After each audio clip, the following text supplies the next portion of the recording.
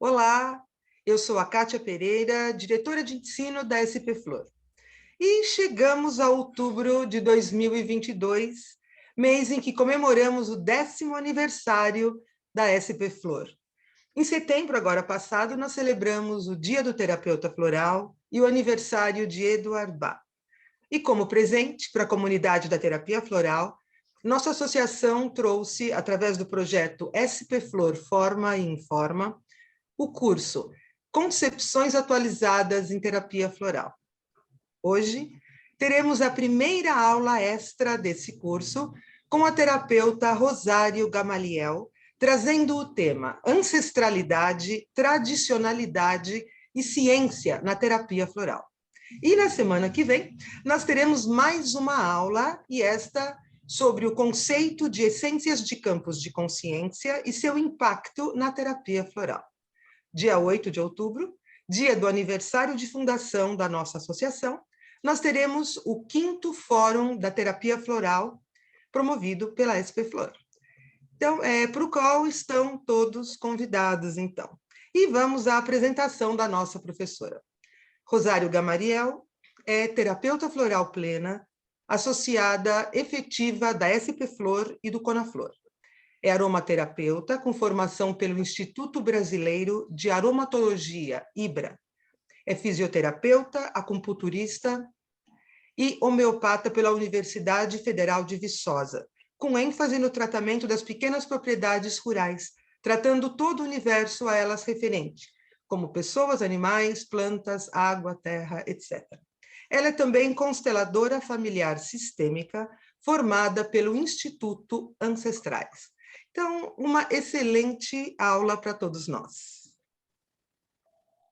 Olá a todos, eu espero que esteja todo mundo hoje muito feliz, né? Nós estamos na primavera, embora o nosso tempo aqui esteja um pouquinho fechado, né? Mas é um sábado de primavera, um dia para a gente curtir e aproveitar bastante. Eu queria agradecer a todos, né, por estarem aqui presentes, por prestigiar a nossa associação, com o seu curso que foi pensado com muito carinho para todo mundo, né? Um presente de muito amor e carinho. Hoje o nosso tema, que é tradicionalidade, ancestralidade e ciência na terapia floral, ele pede que a gente dê um passeiozinho antes, né, pela noção do que seja essa subdivisão do conhecimento, né, humano, em que a gente está colocado. E então passa pelo entendimento dos tipos de conhecimento que existem e que estão à nossa disposição. A produção de conhecimento, ela se dá por 4 vias, né? Há pessoas, há filósofos que defendem mais algumas, mas principalmente por 4 vias, que é o conhecimento científico, que eu vou falar primeiro, não porque ele seja mais importante, mais antigo, mas porque é aquele com o qual a gente está acostumado quando a gente quer falar sobre a certeza e a aceitabilidade, né, de algum conceito, de alguma verdade, a gente sempre pensa se tem comprovação científica, né? O conhecimento científico, ele é aquele que é comprovado por métodos que têm que ser infalíveis, aquela forma de fazer o teste, o método de fazer o teste e o resultado a que se chega são resultados replicáveis, né? Tudo isso é replicáveis. Fazemos o mesmo caminho de novo, chegamos à mesma verdade de novo. Então, esse é o conhecimento científico e que dele a gente conhece, o que a gente mais conhece, né? São os avanços da medicina, os avanços tecnológicos, os avanços na área de astronomia, toda a evolução do nosso maquinário, né? Do nosso eletrônico, tudo isso está dentro do conhecimento científico. O outro conhecimento que nós temos para citar, e que é muito importante, é o conhecimento filosófico. O conhecimento filosófico, ele é um conhecimento racional, né? É a nossa razão humana tentando entender tudo que está ao nosso redor, tudo aquilo que pode ser compreendido e que pode ser traduzido para as outras pessoas. Então, ele desenvolve essa capacidade de reflexão, né? E não é questão, assim, de a gente falar que acredita ou não acredita, porque é uma discussão dinâmica, né? O entendimento dinâmico de tudo que é humano, do que é humano na Terra, do humano com a natureza. Então, não é um conhecimento para ser verificado, mas ele está ali como um exercício da nossa racionalidade. O outro conhecimento também muito importante é o conhecimento religioso, né? Que fundamenta-se na fé. E pela religião, onde é que está a verdade? Está naquilo que Deus diz que é a verdade. E o que Deus diz que é a verdade, ou está oralmente, né, nas nossas crenças, ou nos textos sagrados, mas a verdade é que a verdade está com Deus, está num lugar acima de nós, bem acima de nós, o suficiente para não ser questionado, né? O que Deus diz que é verdade é um dogma que deve ser respeitado. Com relação ao conhecimento científico, né, ele pouca intervenção ele tem no conhecimento religioso. Mesmo que os cientistas se desdobrem em estudos e que a gente vá tendo cada vez mais conclusões diferentes ou avançadas para o texto sagrado, para a fé, para o costume religioso oral, Deus é a verdade e a verdade é inquestionável. O outro conhecimento é o conhecimento empírico e é o que para nós hoje é o mais importante, é o centro da nossa discussão aqui hoje, né? O conhecimento empírico, ele não é um conhecimento também para a gente testar, mas ele contém muitas verdades, a maioria do que se tem no conhecimento empírico é verdade, porque é a experiência da humanidade no seu trato com a natureza, com as outras pessoas, com a lei da natureza, com o planeta Terra. Isso vai formando um arcabouço de saberes, né? A observação do cosmo, por exemplo, né? A partir daí veio depois todo um estudo astronômico que comprovou aquilo que era parte da observação popular. Mas o conhecimento empírico, o que ele é isso, né?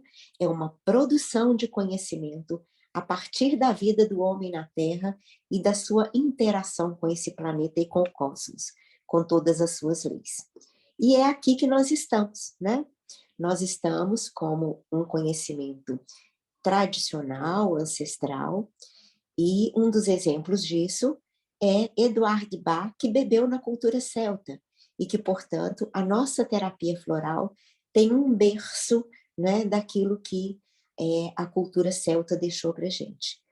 E, no tocante ao planeta Terra, por exemplo, um exemplo simples é o do agricultor, que planta ano a ano, estação a estação, e vai construindo um saber intuitivo que se concretiza, né, na realidade, de qual é a melhor época para plantar, qual é a melhor época para colher aquilo que ele plantou.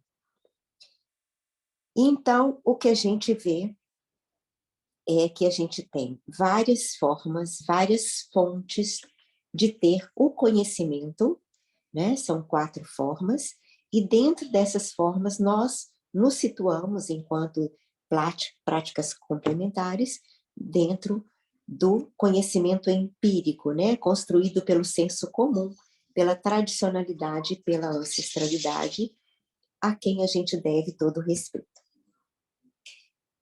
Com relação ao que a ciência e a terapia floral têm se relacionado nesse tempo, a gente vê que há uma dificuldade, né, pelos métodos convencionais da ciência, a que a nossa terapia tenha um efeito dito científico, comprovado, né, na sua metodologia de como é que ela funciona. Porque como ela funciona nós sabemos como ela funciona. Nós temos resultado, né? Nós todos temos resultados. E esses resultados nos deixam muito tranquilos com relação ao que nós estamos fazendo. Existem vários trabalhos de mestrado, de doutorado, sendo produzidos, né, no mundo acadêmico sobre a nossa terapia. Mas o porquê ela funciona, como ela funciona, ainda não é verificável pela ciência, pelo método mais científico mesmo, não tem outra palavra, porque o método científico ele é muito definido e não é possível estabelecer ainda um método que meça o que seja um campo de consciência, né? Que coloque isso em concreto para a gente. Olha, funciona porque um campo de consciência é dessa forma, ele age no organismo dessa forma. Nós ainda não temos esse instrumento medidor. O que a gente pode medir é resultado. E para medir essa coisa do campo de consciência, a gente teria que passar lá pelos estudos, né, do médico francês Jacques Benveniste, que era um médico francês, imunologista, e que estudou a memória da água, né? Ele estudou o fato interessante de que a água ela é capaz de reter informações de uma determinada partícula, de uma parte de um DNA, de uma parte de uma célula inteira. Ela é capaz de reter a memória, né, dessa parte, desse fragmento nela, ainda que essa parte não esteja mais em contato com ela. E esses estudos consagraram e, ao mesmo tempo, sacrificaram Benveniste, né? Porque ele teve muitas críticas, mas deixou um acervo de conhecimento a respeito disso, que foi muito, muito discutido e discutido até hoje. E a nossa esperança de que isso entre em discussão sempre para que possa validar tudo aquilo que a gente faz e que a homeopatia faz, ela continua, né? Porque nós temos agora, já nos anos 2000, um outro médico, também francês, prêmio Nobel, né? Que foi um dos que descobriram o vírus da AIDS, né? Ele é um co-descobridor do vírus da AIDS. Ele resolveu retomar esses estudos, caminhou um pouco mais com esses estudos e conseguiu um passo a mais que é muito significativo, muito mesmo. Ele colocou um fragmento de DNA na água, foi diluindo essa água, a forma que se faz na homeopatia, né? E foi diluindo. E lá pela sexta, sétima diluição, ele chegou à conclusão, ele viu ali, né, que não havia mais matéria, mas ele ouviu um som de uma frequência eletromagnética. E esse som deixou ele muito intrigado, e então ele gravou esse som. E ele transmitiu esse som para um laboratório na Itália. E na Itália, outra equipe submeteu uma água pura a 1 hora desse som e depois fizeram um exame de PCR nessa água. E aí, pasmem, né? Foi identificado com 98% de compatibilidade o mesmo gene daquele mesmo pedaço de DNA que estava naquela água, cujo som de frequência foi transmitido. Então, o que a gente vê é que a ciência vai caminhando e vai chegar um momento em que tudo que nós estamos lutando hoje para que seja comprovado, será comprovado. Basta, né, que sejam admitidas as possibilidades, que o julgamento de possibilidade nos alcance daqui a pouco, né?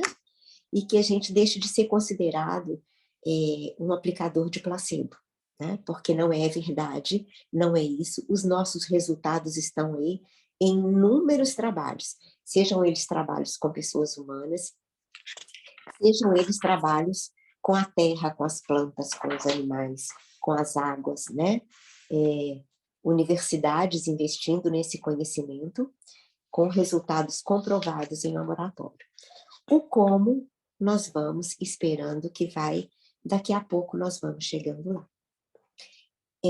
Nesses caminhos, né, de se comprovar cientificamente, eu separei um trabalho que eu considerei bastante significativo, que é de uma enfermeira chamada Sônia Lara, uma enfermeira obstetra, que fez um trabalho sobre a aplicação do RESCO, que é o nosso emergencial de Bach, né? Nos trabalhos de parto. E ela fez com parâmetros da ciência convencional, que é a medida de hormônios, né? Medida de hormônios é uma coisa que sobre a qual não resta dúvida nenhuma. A ciência mede, nós medimos sempre para os nossos exames. Então, ela trabalhou com a aplicação do RESCO e a medida dos hormônios cortisol, que são hormônios, o que é o hormônio que nos traz um bem-estar, né? E a beta-endorfina, que é um hormônio analgésico. E foi verificado que as parturientes tiveram menos ansiedade, menos dor, o trabalho de parto foi mais rápido, a frequência das contrações foi menor, a constância entre elas foi maior e tudo transcorreu de uma forma muito mais tranquila. E então a gente vê que mesmo pelo método convencional da ciência, nós já estamos tendo como aferir os nossos resultados. E há outros saberes populares que também já foram comprovados, né, pela ciência, que, por exemplo, a fitoterapia. A fitoterapia, antes dela estar no mundo científico, né, constituindo os nossos medicamentos, ela fez parte antes dos saberes tradicionais. As comunidades indígenas, as comunidades africanas, todas as culturas, as ervas sempre foram usadas, e com muito sucesso. E a partir daí, seja porque os princípios ativos delas foram isolados para uso pela ciência, ou sejam porque eles foram copiados, sintetizados pela ciência de uma forma artificial, toda a teoria em cima da fitoterapia, ela vem sendo comprovada, né, esse tempo todo. E também um outro conhecimento muito interessante, né, que é o conhecimento do nosso sertanejo a respeito de, olha, vai chover. Olha como é que está o comportamento dos animais, dos insetos, né? E a ciência já comprovou que esses animais, esses insetos, eles desenvolveram, por uma necessidade de sobrevivência, um controle, né? Eles desenvolveram uma forma de perceber a mudança na pressão atmosférica que precede a uma tempestade. Então, eles sabem disso com um tempo, né, anterior de 6 a 12 horas, e aí eles nos contam com a sua tomada de decisão de se proteger, né, dessa tempestade.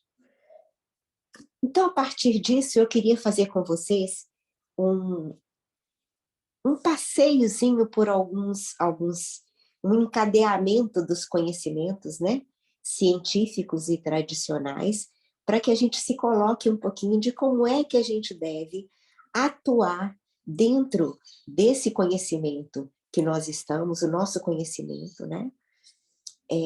A nossa forma de chegar até aqui, que é o conhecimento tradicional, como é que a gente se comporta com isso. E para isso eu queria fazer um passeiozinho um pouquinho, não é exatamente histórico, mas um pouquinho sobre acontecimentos pensados ao longo da história.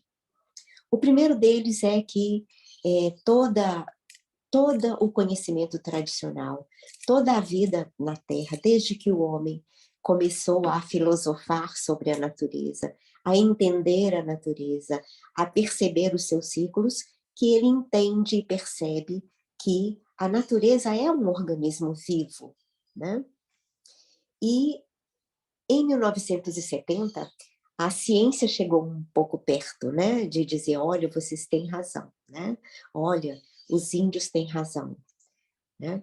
Olha, Lá, a medicina chinesa lá atrás tem razão, que foi quando James Lovelock e Jean Hitchcock, que eram cientistas do laboratório, trabalhando no laboratório da NASA, eles estavam estudando a possibilidade de vida nos planetas Vênus e Marte.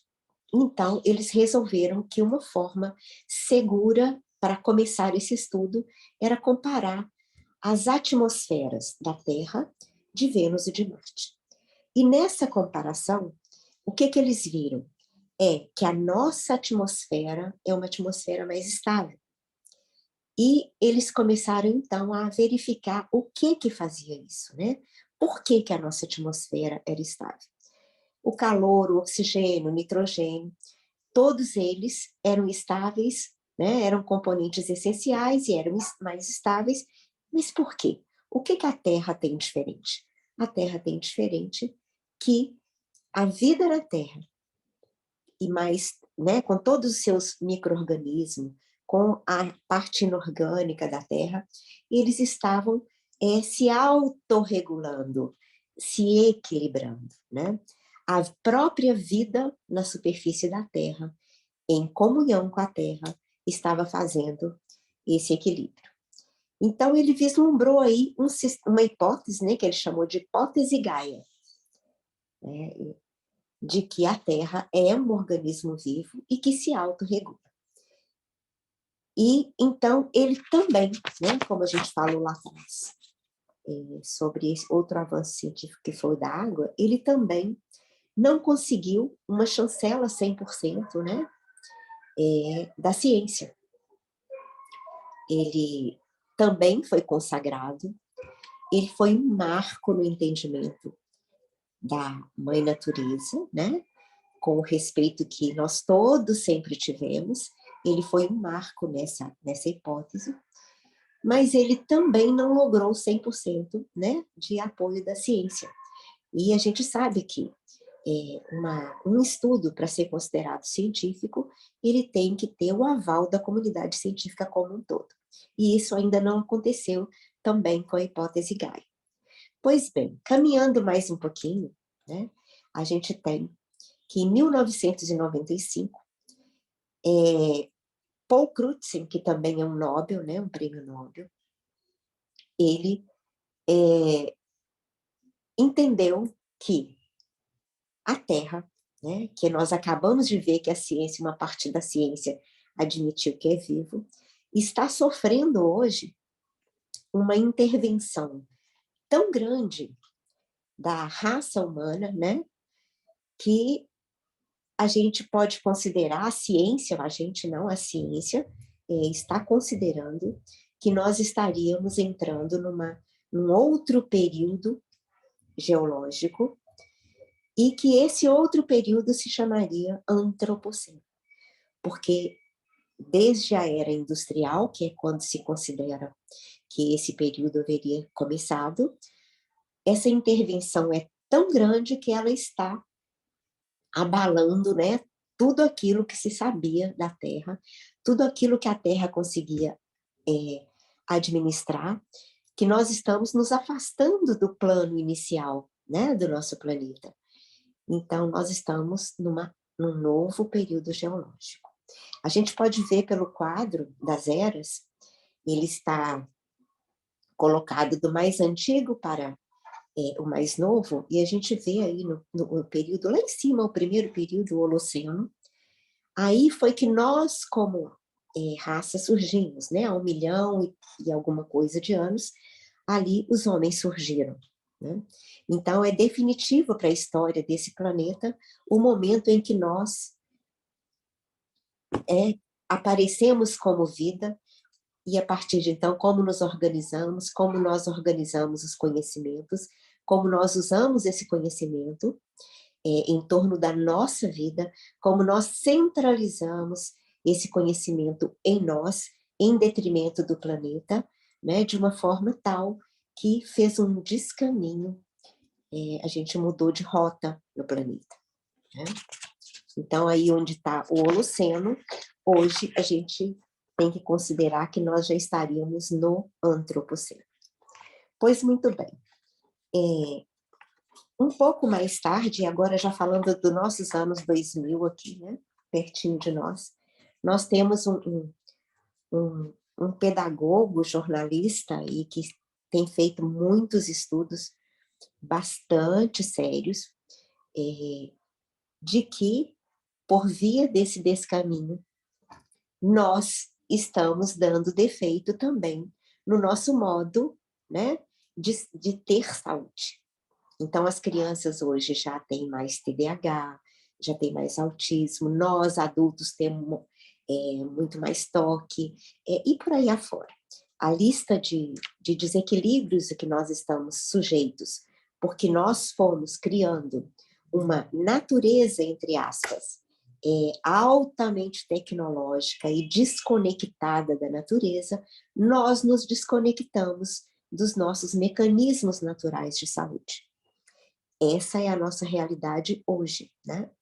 Então, nós hoje estamos desconectados de todas as leis da natureza e nós estamos ingerindo coisas não naturais, nós estamos bebendo água não natural, nós estamos respirando um ar contaminado por aquilo que não é natural. Então, no global, nós somos hoje uma raça que precisa voltar lá atrás e filosofar sobre o que nós estamos fazendo. A filosofia é a mãe das ciências. Então, nós precisamos voltar de novo com a nossa razão humana para entender o que nós estamos fazendo e qual o caminho de volta para nosso equilíbrio. E Richard Louv, ele receita para todos nós o que ele chama de vitamina N para curar o que ele chama de transtorno de déficit da natureza. Ou seja, nós estamos inseridos num mundo que, urbanamente, por exemplo, ele não tem um retorno 100%, mas ele pode ter um retorno parcial. Nós podemos ter espaços de natureza, nós podemos ter comportamentos de vínculo à natureza, nós podemos ter raciocínio de vínculo à natureza e nós podemos ter compaixão com o resto da natureza. Então, ele nos apresenta um problema, mas ele também nos apresenta uma solução. E aí, nesse raciocínio todo, né, eu entendo, e eu acredito que vocês também entendem com o coração, que nós fazemos parte daquelas pessoas que podemos colocar o nosso pezinho na solução e conosco levar todos aqueles que estão nos confiando a sua vida, né? De volta ao equilíbrio com a natureza, ao respeito com a natureza, de volta à conexão interna com essa natureza. E como é que a gente pode fazer isso? São muitas formas, né? Mas vamos falar aqui de uma que é resgatando, de acordo lá com a medicina chinesa, a teoria dos 5 movimentos. Pela teoria dos 5 movimentos, que passou a integrar a medicina chinesa, mas que já existia nos estudos antigos, tudo na natureza a gente explica pelos 5 elementos dessa natureza. Esses 5 elementos, eles são encadeados, um gera o outro, um controla o outro, né? E quais seriam esses elementos? A gente vai ver aí uma mandala com esses 5 elementos, né? E a gente vê que esses elementos são fogo, terra, metal, água e madeira. Vocês vão ver aí que tem, entre eles, uma seta no sentido horário, que é o de geração, né? O fogo, ele gera a terra. É um elemento que gera a terra. Como é que a gente pode se lembrar disso? Pela cinza que ele gera e que vai integrar de novo o sol. Essa terra, ela gera metal. Metal vai gerar água. A água vai nutrir a madeira, vai nutrir as árvores, né? Para a gente lembrar. Que vai formar fogo, que vai ser queimada de novo. Esses elementos, produzidos um nutrindo o outro, eles estão presentes nas estações, em cada estação. E considerando aí que a gente tem um 5º elemento, que é terra, que ele não é uma estação em si, mas um lugar entre algumas estações, né? Ele é esse lugar. Isso é para um conhecimento depois mais aprofundado. Eu convido todo mundo, né, a olhar isso, porque é muito legal. É muito bonito, por exemplo, você descobrir qual elemento você tem mais na sua natureza, né? Porque cada elemento desse, ele reflete também na sua natureza humana, ele reflete nas suas emoções. Mas hoje a gente vai focar mesmo nas estações e a gente vai focar pensando que em tal estação, aquele elemento, ele vai ter uma consequência, em órgãos e vísceras, e que esse efeito dele mais exacerbado em tal ou tal órgão vai te trazer uma emoção mais exacerbada também. E que isso não seria um desequilíbrio seu, mas um movimento que está na natureza, que pertence àquela estação e que você pode cuidar.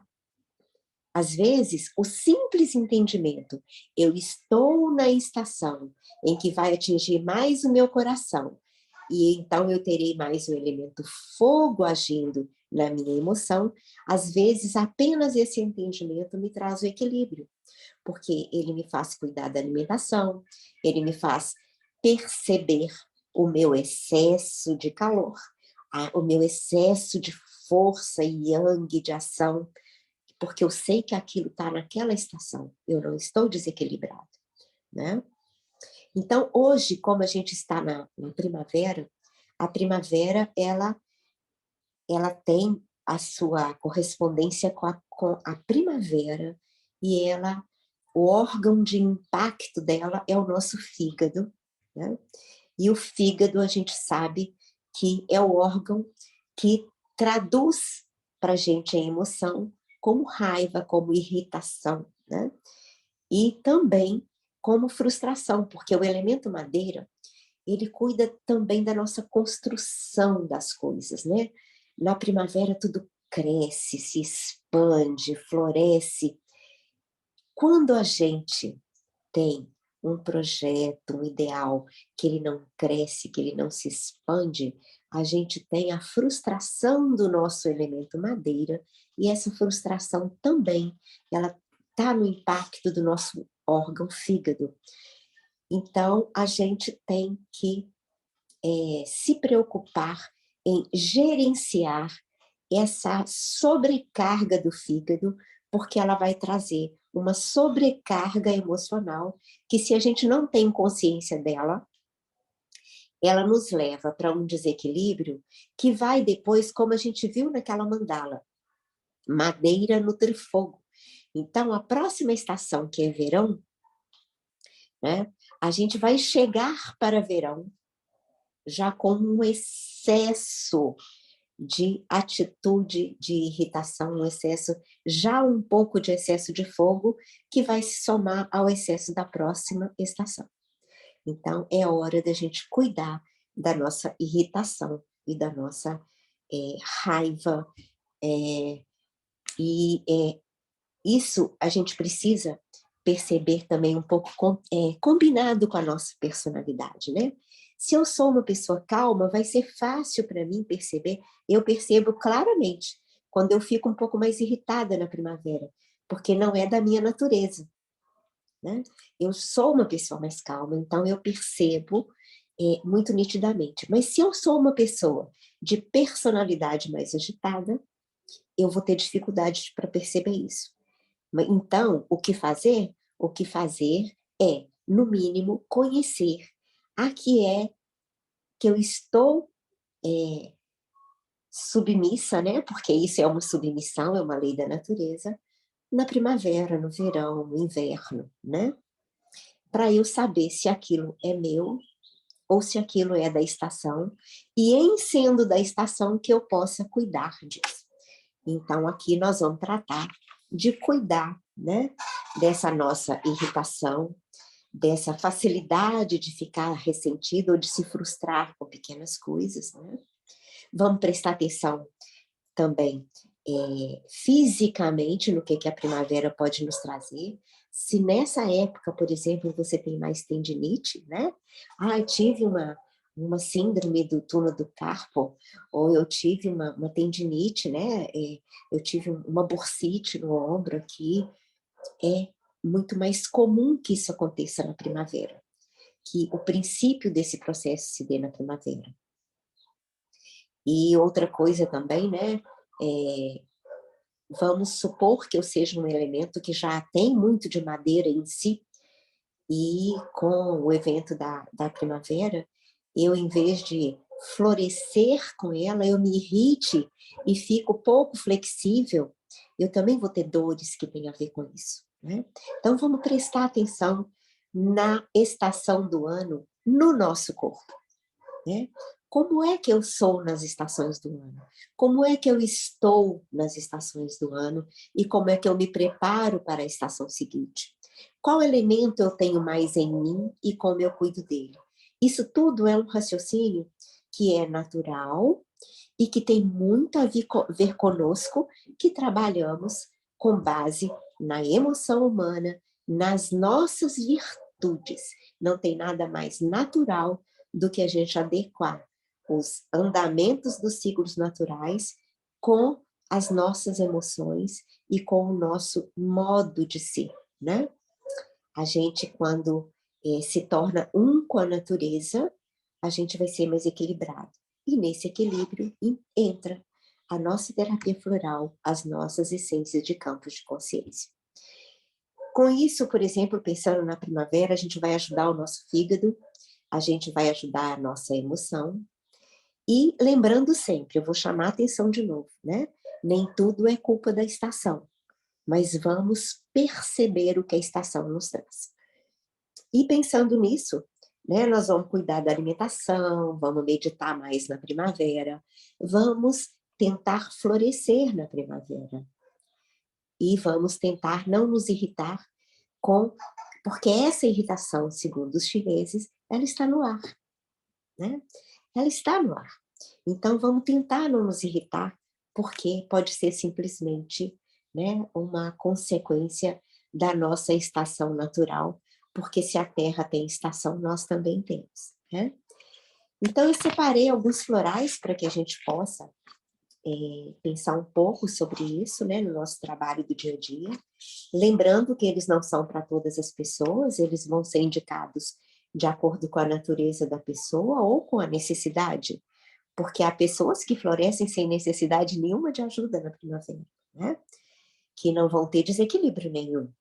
Então, nós não estamos falando de uma regra geral, nós estamos falando de um auxílio que nós podemos dar para a percepção orgânica, emocional e espiritual do que é a estação em nós. Então, de acordo com a necessidade de cada pessoa que está à sua frente. Ou se você está trabalhando coletivamente, né, com os florais, vamos supor que eu estou trabalhando numa escola, e aí eu vou perceber que na primavera eu terei mais risadas, eu terei mais agitação, e eu terei irritação de umas pessoas, às vezes de uma criança com outra, porque as crianças, elas são muito sensíveis a esses movimentos. Então, o que é que eu vou colocar na caixa d'água daquela escola durante aquela estação, além dos florais que eu estou usando já para tratar aqueles alunos, né? Então, esses raciocínios a gente vai fazendo enquanto terapeuta floral.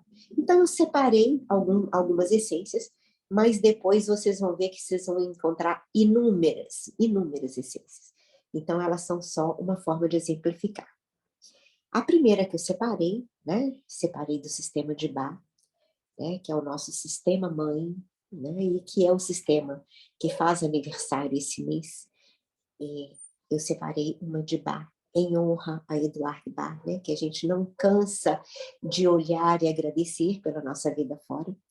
Eu separei Holly, que trabalha de todas as, né? Assim, trabalha todas as formas de se ancorar à virtude do amor incondicional nas pessoas, para que a gente não tenha, né, o lado negativo, o lado sombra da falta de amor.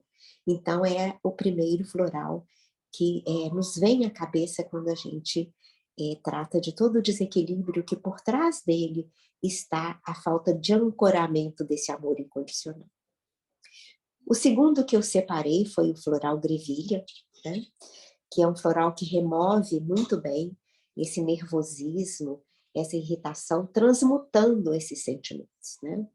E que ele trata muito da invasão do limite do outro em cima do limite da gente, né? Aquela coisa que, de repente, você perde o seu foco porque alguém foi além do que devia com você. Então, também é um floral, né, que é muito indicado. O Mountain Dew, que é do bush australiano, que também é um floral para ancoramento de amor incondicional, ancoramento desse sentimento alegre de ser, existir e estar aqui, né? Tirando essa coisa de raiva e de ódio e trazendo perdão. O Blue Elf Viola, do Alasca, que traz, né, uma calma, uma leveza. Ele faz um trabalho leve de dissolução dessa irritação e dessa raiva.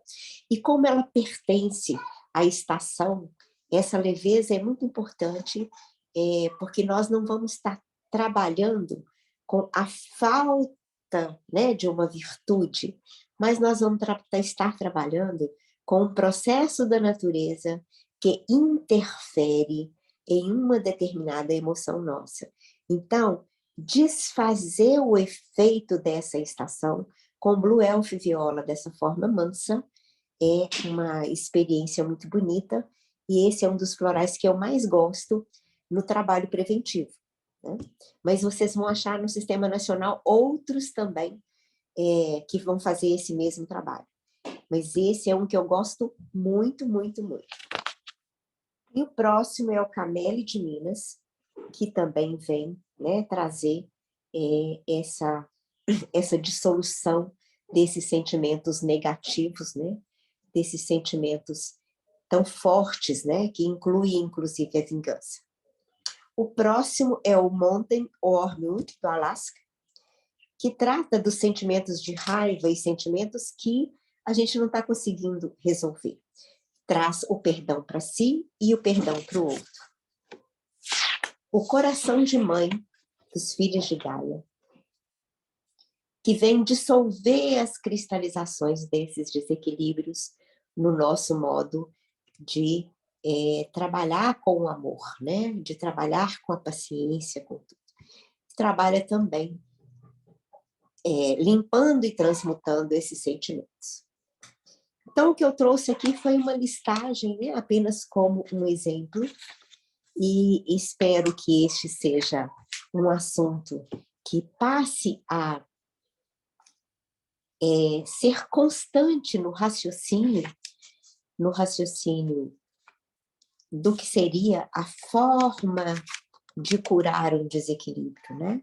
A gente sai um pouquinho só do que seja o nosso ancoramento das virtudes, né?